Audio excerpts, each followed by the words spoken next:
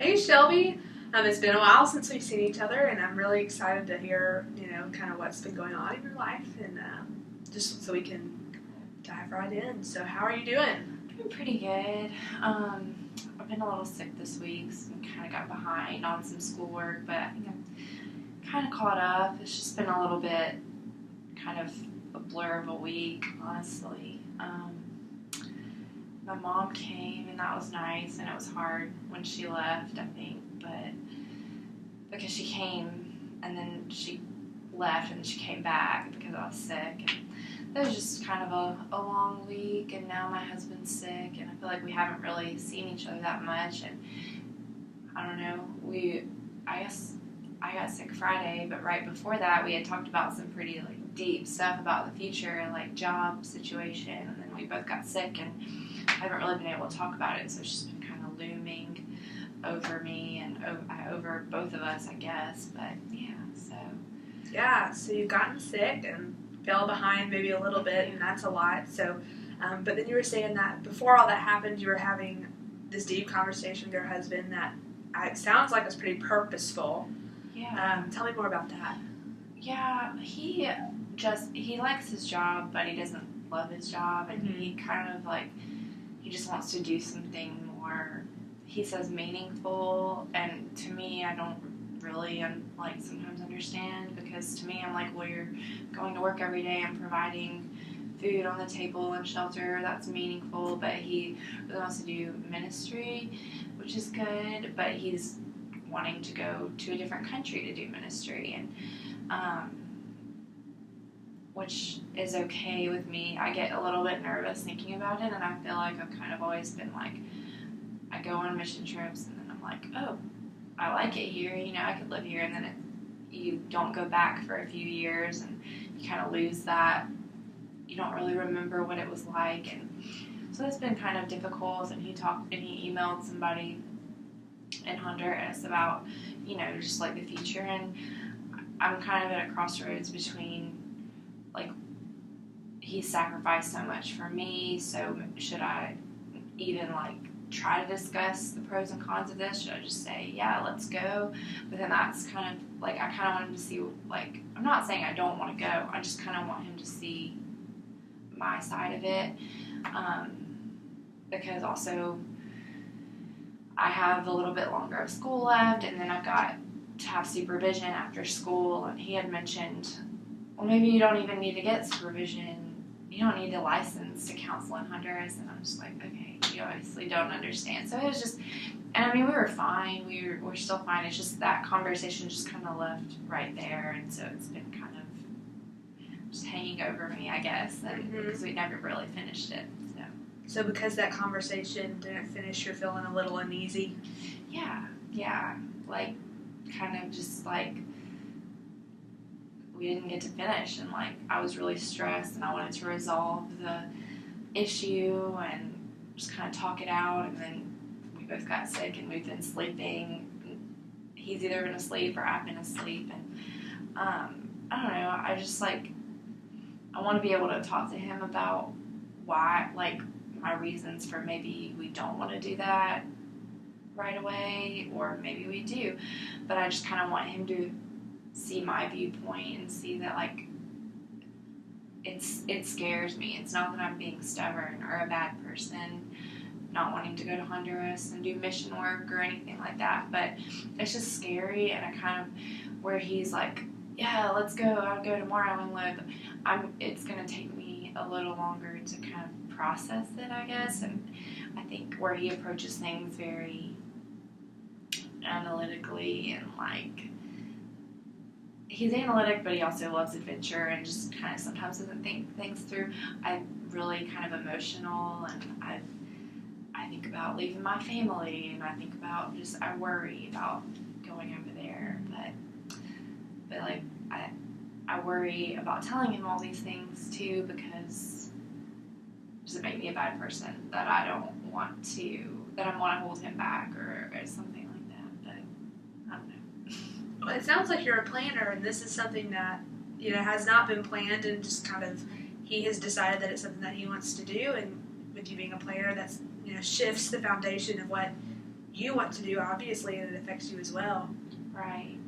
Yeah, no, I am definitely a planner, and I guess it's like when I look at 5 years from now and think about us possibly being in a different country, that just, it didn't exactly go with my plan, and I love Honduras. I'm not to say I would never go and, like, do mission work there. It just seems so drastic. Like, I'm not much of a risk taker when it comes to that, and I mean, that is probably, that if we did that, that would be one of the biggest risks I ever took, and I don't know, I kind of just want to be able to talk to him about it more than just, because I know in his mind he's already processed it and he's comfortable with, like, yeah, I would quit my job tomorrow and go over there. I'm not there yet, and I want him to kind of wait on me to get there, and it's not that I'm not going to, but when he is moving 100 miles an hour and I'm kind of more slow, it's hard for me to get there. I wish he would just kind of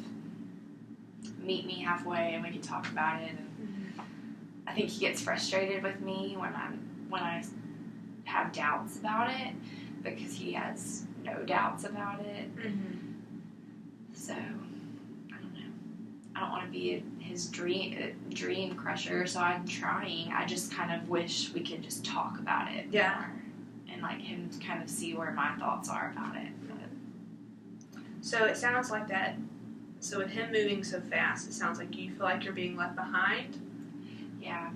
Yeah, I feel like I'm being left behind, and I'm just expected to kind of catch up to his where his thought process is. Where I'd kind of just like him to kind of slow down and just talk to me, and just listen to kind of because I think when he hears that I'm nervous or doubt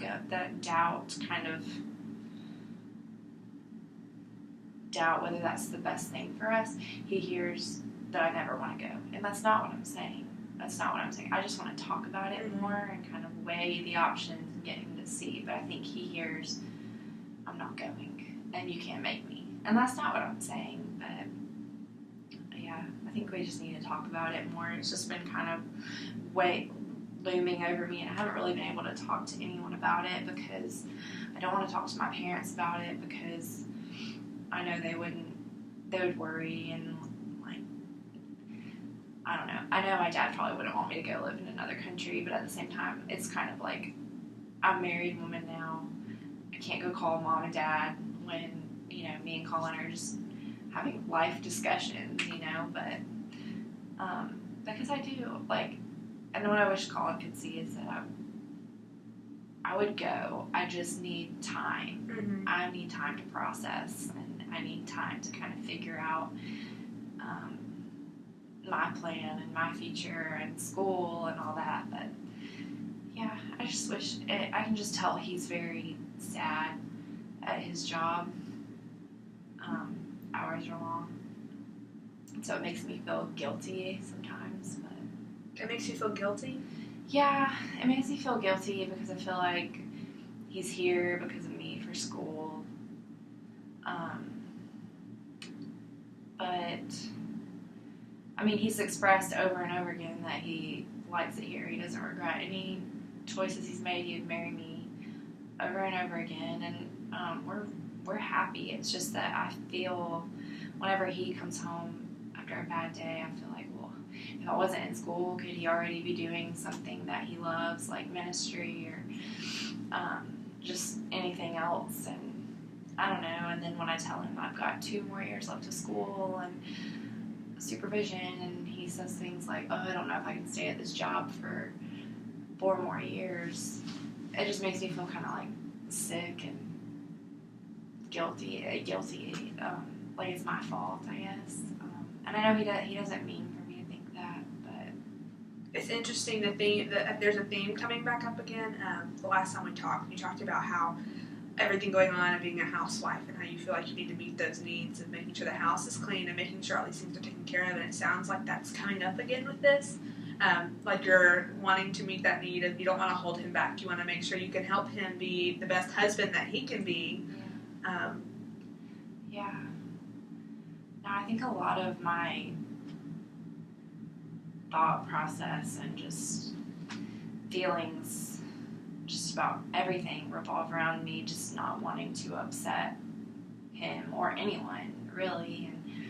And yeah, I don't know. It's just, I kind of feel like I have an opinion about this, but do I really have a right to share my opinion about this and talk about it whenever he's done so much for me so that I can go to school and so that I don't have to work a full-time job while I'm in school? And so it's like I almost feel like guilty, or I keep saying guilty. I almost feel just like bad disagreeing with him, and I know that's silly, but it's almost like, should I just let him have this one? And then I'm like, let him have this one. It's moving to a different country, so we have to talk about it. We have to make this decision together.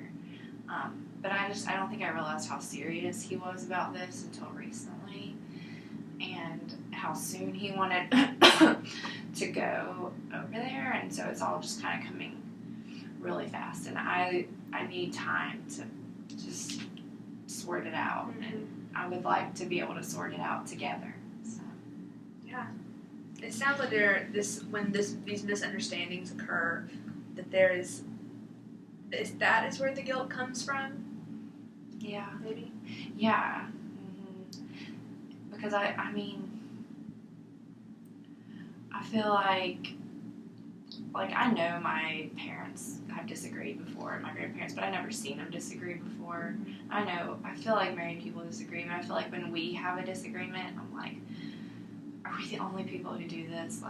And we don't fight all the time. I would say we fight even half the time, but when we do, it's just like I feel like a failure as a wife. I'm just like, I don't know. I'm just like, why is it so difficult to have this conversation? And so yeah, I feel guilty, and like maybe did I do something to cause the fight? Was it my was I just being too sensitive, or was I just in a bad mood? I don't know, but I'm interested to add. Luckily, counseling isn't just one session, so in our future sessions, we're going to be able to explore this a lot. But you mentioned the word failure again, and that's something you brought up the first session as well. And so, definitely a theme somewhere of all of this, all of these misunderstandings and these things kind of making you feel guilty and making you feel like something is wrong. But the good thing with counseling is we can walk together trying to figure that out. And really explore, who you are as a person and who he is as a person, and how you're all going to bring that together. So, thank you. All right. Well, thank you, and I am looking forward to more sessions. Me too. So, thanks.